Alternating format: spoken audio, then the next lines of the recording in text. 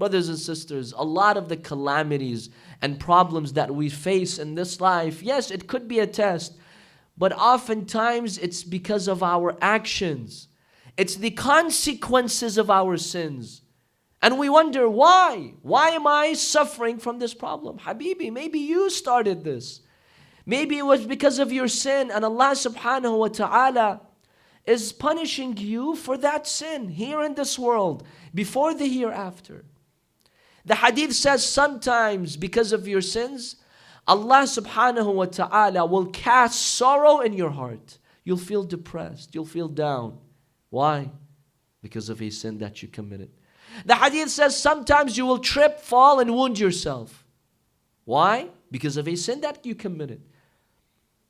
Allah subhanahu wa ta'ala is just.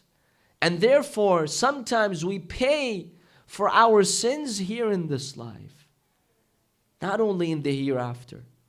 Now you may ask, why is it that God punishes us in the hereafter? There are a number of reasons, but one reason is the life, this world, is too limited and too short for some people to be given what they deserve for sinning. Look at the tyrants, for example.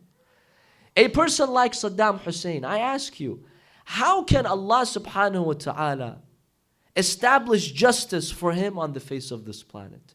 When you consider that he made millions of people miserable, he orphaned hundreds of thousands of children, he widowed hundreds of thousands of women, he tortured hundreds of thousands of people. How could you ever give him what he deserves in this life?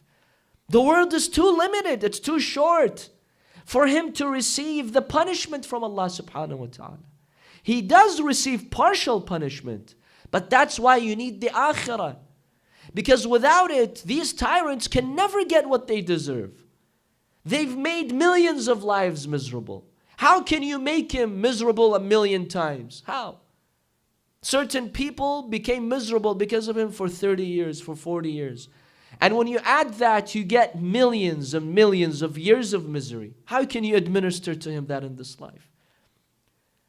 That's why those who reject the akhirah, those atheists who reject God and the day of judgment, no, the world is it. When we die, we'll become part of the ground.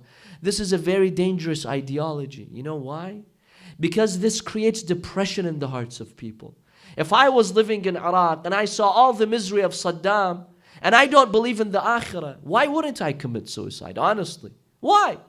This man ruined my life, ruined my society, and the lives of millions of people. And then there's no day of judgment. There's no day of reckoning. He became dirt. I'll become dirt like him. Why should I even live this life?